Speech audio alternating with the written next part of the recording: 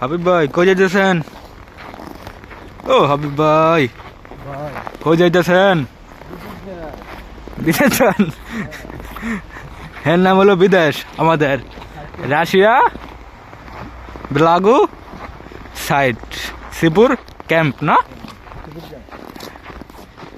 খুবই সুন্দর, বিশেষ করে চারিধারে বরফ আর বরফ।